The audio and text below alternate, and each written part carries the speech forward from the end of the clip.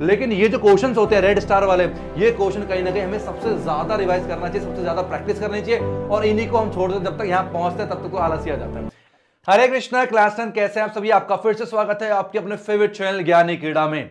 Back to back बहुत important काम की वीडियोस इस प्लेटफॉर्म पे आ रही हैं, और आज एक और बहुत ही ज्यादा इंपॉर्टेंट वीडियो के साथ मैं आपके सामने आया हूं, best way to revise NCERT. हम लोग बहुत समय यार पता है ऐसे ही वेस्ट कर देते हैं।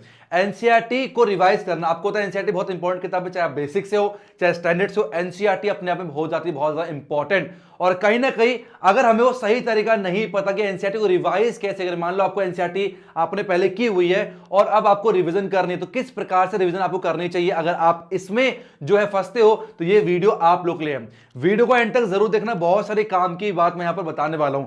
ध्यान से बिल्कुल आपको सारी चीज समझना है और इसको अप्लाई करना है। आप देखोगे आपका काफी समय बचेगा और बहुत कम से कम समय पे आप अपनी एनसीईआरटी को रिवाइज कर रहे होंगे, क्योंकि समय बहुत कम बचा है, अब बिल्कुल ज्यादा समय नहीं है। 28 फेब से आपके एग्जाम स्टार्ट होने वाले हैं, तो इसलिए ये वीडियो हो जाती है बहुत ज्यादा काम का।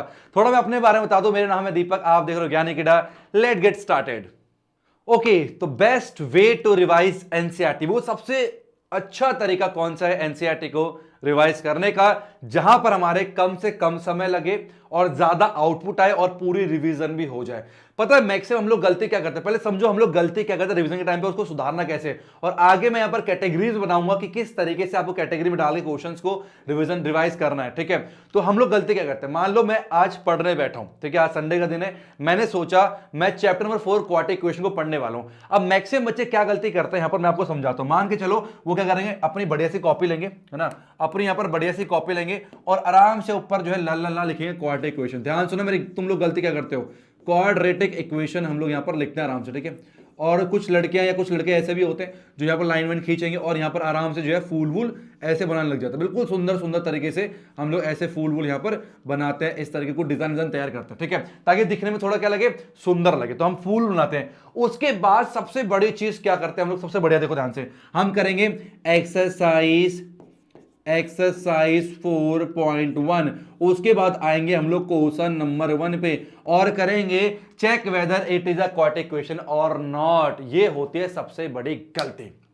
यार एक बात बताओ, अगर आप एनसीईआरटी रिवाइज करने बैठे हो, अगर कोई चैप्टर का रिवीजन कर रहे हो, तो अगर आपको ये 4.1 लिख के पहला क्वेश्चन कर रहे हो, जबकि 4.1 बहुत ज्यादा आसान होते हैं, सिर्फ ये चेक करना है कि वहां पर क्वाड्रेटिक इक्वेशन है या नहीं, जो कि आपको ऑलरेडी पता है कि कोई भी इक्वेशन अगर इस फॉर्म पे होती है ax² प्लस में bx प्लस c इक्वल 0 के फॉर्म पे, तो इसको बोलते हैं क्वाड्रेटिक इक्वेशन। तो ये अंडरस्टूड है। तो जब नया नया जब हम बैठते हैं, एकदम स्टेमिना होता है, बहुत एक्साइटमेंट होती है, हम लोग पढ़ने बैठते हैं, तो कहीं ना कहीं स्टार्टिंग के 1 आवर तो हम लोग क्या है वो बेसिक चीज पे निकाल देते हैं जो कि हमें बार बार आता है, जो कि हमें पता है। अब जो हमें पता है उस पर बार बार टाइम देख के क्यों लापता हो रहे हो, ठीक है, उसमें टाइम वेस्ट क्यों करना है, तो पता है ना आप लोग को। तो सीधा क्या करना चाहिए, हमें उन क्वेश्चनों पे आना चाहिए जो कि वास्तविक में इंपॉर्टेंट है, जो कि वास्तविक में इंपॉर्टेंट, सीधा में उन क्वेश्चंस पे आना चाहिए। हमें इस ऐसे क्वेश्चंस पे टाइम वेस्ट बिल्कुल भी नहीं करना चाहिए। देखो सारा कुछ नहीं करना, हमें हार्डवर्क करना है, लेकिन साथ ही साथ में स्मार्ट वर्क भी करना बहुत जरूरी है। जो टॉपर्स होते हैं हार्ड वर्क के साथ स्मार्ट वर्क भी करते हैं, हार्ड वर्क तो गधा भी करता है, थोड़ा स्मार्ट वर्क करना सीखो कि टाइम को कैसे बचाना है। अगर कितने बच्चे ऐसा करते हैं, मुझे सच से ईमानदारी से बताना, बहुत ऐसे बच्चे होते हैं, मैंने देखे चैप्टर 1 करेंगे, एक्सरसाइज 1.2 स्टार्ट कर दिया, बस प्राइम फैक्टराइजेशन से जो है उसमें एलसीएम निकाल रहे हैं। अरे तुम्हें प्राइम फैक्टराइजेशन आता है भैया, तुम लोगों ने बचपन में भी किया है, तो उसमें टाइम वेस्ट क्यों कर रहे हो, उसमें टाइम वेस्ट क्योंकि तुम लोग को आता है वो ऑलरेडी, समझ रहे हो। और कुछ एपी की पहली एक्सरसाइज लगा रहे होते हैं, अरे पहले एक्सरसाइज में एपी है कि नहीं बताना है, कॉमन डिफरेंस बताना है, तुम इसमें टाइम वेस्ट करोगे या फिर सीधा आगे आओगे, जब तक काम की चीजें पहुंचते हैं। अब क्वाड्रेटिक इक्वेशन में 4.3 बहुत इंपॉर्टेंट है, जब तक हम काम की चीजें पहुंचते हैं तब तक उबासियां शुरू हो जाती है, उबास शुरू, खुजा हो जाके अपना साइड में खुजा रहे हैं, और खुजा खुजा के जो किताब रख के अपना भैया सो गए, सब दुनियादारी छोड़ दी, सो गए। जब तक एक्साइटमेंट थी तब तक टाइम किस पे निकाला, इस चीज में, और जब एक्साइटमेंट खत्म हो गई तो भैया अब नींद आ रही है, अब सोने का मन कर रहा है, अब मेन चीज में पहुंचे ही थे, अब नींद आ रही है, अब वो समझ में आएगा ही नहीं। और ये एक बार नहीं होता, ये बार बार होता है। जब भी पढ़ने बैठते हो हम लोग ये गलती करते नहीं करते? कौन कौन बच्चा ईमानदारी से देखो ये गलती करते हो नहीं करते, मुझे कमेंट बॉक्स में जरूर बताना। अब आपको ये बिल्कुल भी नहीं करना है। अब करना क्या है वो मैं बताने वाला हूं, उसको बिल्कुल ध्यान सुनना, आपके बहुत ज्यादा काम आने वाला है। आपने क्या करना है, पूरे क्वेश्चंस को 3 कैटेगरी में डिवाइड करना है। पूरे जितने भी क्वेश्चंस आपके एनसीईआरटी के, एक आपको थोड़ा टाइम निकालना पड़ेगा, एक दिन का, ठीक है? ये वीडियो देखने के बाद आपको ये करना पड़ेगा, बहुत ज्यादा हेल्पफुल हो, यकीन मानो। मैंने जो है ये टेक्निक अपनाई थी, मैं हर बार अपनाता था, चाहे मैं 10th में था चाहे 12th में था, और ये बहुत ज्यादा फायदेमंद है। मैंने इसको अप्लाई किया हुआ है, इसलिए मैं आपको बता रहा हूं, वरना ये चीज नहीं बताता। बिना अप्लाई के मैं बता दूं क्या फायदा, कि काम करेगा या नहीं करेगा, 3 थोड़ा हवा में छोड़ना है। तो ये किया हुआ है, तो हमारे पास क्या, divide questions into 3 different category. अब आपको ये कैटेगरी बनानी नहीं, या आप जो है बुक के अंदर, चैप्टर के अंदर भी, एक्सरसाइज के अंदर कर सकते हो। आपने क्या करना है, 3 प्रकार के पेन लेने। कितने प्रकार के? 3 प्रकार के। और तीनों पेन जो है वो आपके घर में अवेलेबल होते हैं। कौन कौन से? एक आपको ब्लू पेन लेना है, एक आपको ब्लैक पेन लेना है, और एक आपको रेड पेन लेना है, ठीक है?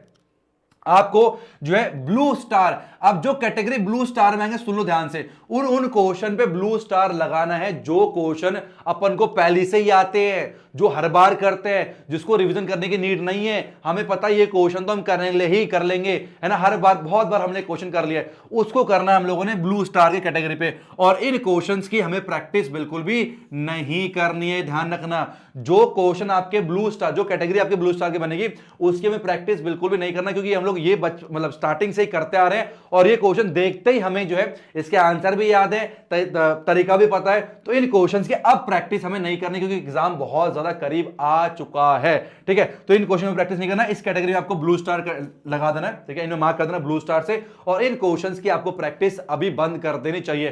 तो यहां पर बहुत सारे क्वेश्चन आपके छटके बाहर आ जाएंगे, जैसे 5.1 हो गया, 4.1 हो गया, है ना, 3.1, बहुत सारे ऐसे एक्सरसाइज होंगे, चैप्टर होंगे, जो कि आगे पूरी की पूरी इसी कैटेगरी के अंदर आ जाएगी, और आपका बहुत ज्यादा समय बचेगा जब आप रिवाइज कर रहे होगे।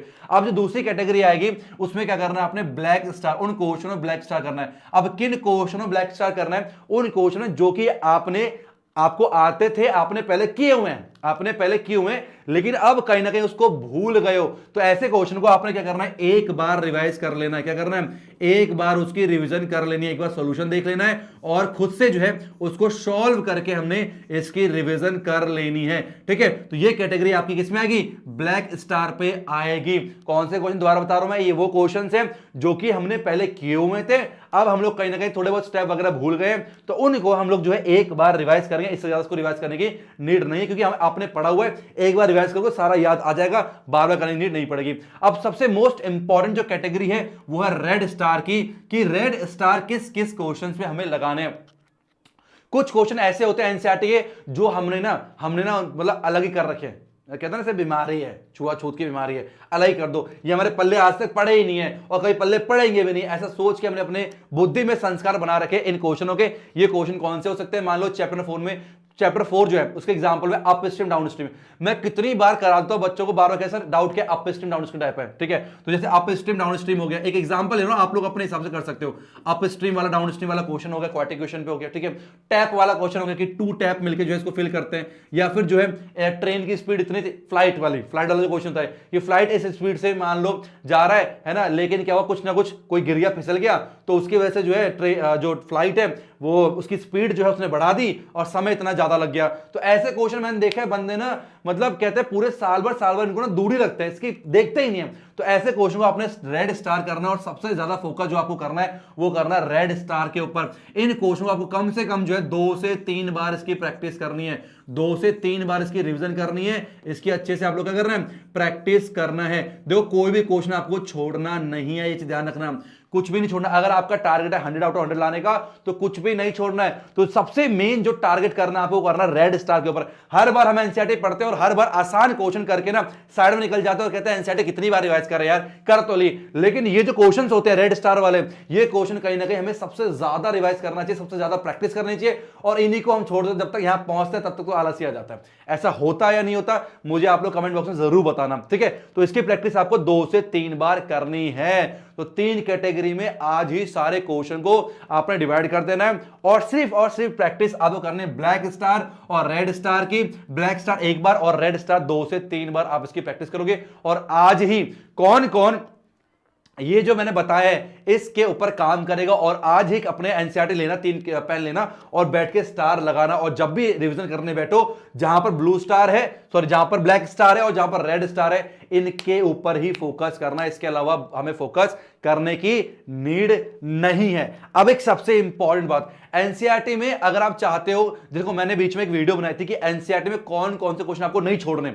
कुछ एनसीईआरटी के जो सबसे इंपॉर्टेंट क्वेश्चन जो कि पीवाईक्यू सबसे ज्यादा आते हैं, इस बार चांस आने के आपके सैंपल और थे, तो ऐसे क्वेश्चन मैंने मार्क करके पीडीएफ बना दिया है। मतलब एग्जांपल में कौन कौन से इंपॉर्टेंट है, आपके एनसीईआरटी के टेक्स्ट में एक्सरसाइज में कौन कौन से इंपॉर्टेंट है, ये क्वेश्चन तो करने ही करने हैं। अगर आप जानना चाहते हो वो कौन कौन से क्वेश्चन है, मैंने पीडीएफ की लिंक डिस्क्रिप्शन में दे दी है, जाके उस पीडीएफ को देखना और चेक करना कि क्या सारे वो क्वेश्चंस आपको आते हैं या नहीं आते। बहुत बच्चे मुझसे पूछ रहे थे कि सर रिवीजन कैसे करनी चाहिए एनसीईआरटी की, तो आई होप आपको ये आज समझ में आ चुका होगा कि एक्चुअल में हमें अपने एनसीईआरटी को कैसे रिवाइज करना चाहिए। और ऐसा अगर आप करोगे तो यकीन मानो बहुत कम समय में आप पूरी एनसीईआरटी को रिवाइज अच्छे से कर पाओगे। अब नेक्स्ट वीडियो आपको किस टॉपिक के ऊपर चाहिए, मैं आजकल डेली कमेंट पढ़ रहा हूं, मैं बोल भी रहा हूं, अगर आपको कोई टॉपिक को वीडियो चाहिए, किसी में प्रॉब्लम्स आ रही है, प्लीज मुझे कमेंट बॉक्स में बताओ। तो जो भी जिसमें प्रॉब्लम अगर आपको आ रही है, मुझे आज कमेंट बॉक्स में जरूर बताना, मैं सारे कमेंट रीड करूंगा और उसके ऊपर जल्द से जल्द एक और वीडियो बना के आपके सामने प्रस्तुत करूंगा।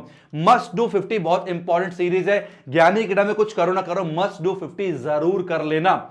मैंने जब तक आप वीडियो देखोगे तब तक मैं सारे पीडीएफ अपडेट कर चुका हूंगा टेलीग्राम बॉट में। तो टेलीग्राम बॉट में सारे पीडीएफ है मस्ट डू 50 की, उसका प्रिंट आउट निकालो, बैकरी प्रैक्टिस करो, नहीं आता तो फिर वीडियो देखना, डायरेक्ट वीडियो मत देखो आप लोग, है ना, टाइम वेस्ट होगा। तो पहले पीडीएफ से उसकी प्रैक्टिस करो, कुछ नहीं आता तो वीडियो देखो, ऐसे करके अपनी तैयारी को बहुत मजबूत करो, ज्यादा समय आप नहीं बचाए। और हाँ, एक और बच्चे रिक्वेस्ट कर रहे थे कि सर अब हमें मैथ की कैसी प्रैक्टिस, कैसे स्ट्रेटेजी होनी चाहिए मैथ को करने की।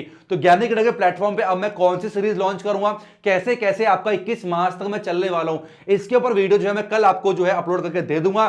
बेस्ट स्ट्रेटेजी मतलब हम लोग किस स्ट्रेटेजी को मैं खुद फॉलो करने वाला हूं आप लोग की तैयारी के लिए, और आप भी एकजुट हो जाना। लास्ट ईयर भी मैंने ऐसी वीडियो बनाई थी और बहुत बच्चे जुड़े थे और काफी बच्चों ने 100 आउट ऑफ 100 मैथ में स्कोर किए। तो आज की वीडियो में इतना ही। अगर आप चैनल पे नए, चैनल को सब्सक्राइब नहीं किया, चैनल को सब्सक्राइब कर लीजिए, क्योंकि ये प्लेटफॉर्म आपको बहुत काम आने वाला है आपके इस क्लास 10 की आप जो बची कुछ जर्नी में। इसलिए thank you so much for watching. मिलते हैं नेक्स्ट वीडियो में। आप लोग कमेंट करके बताना कैसी वीडियो चाहिए।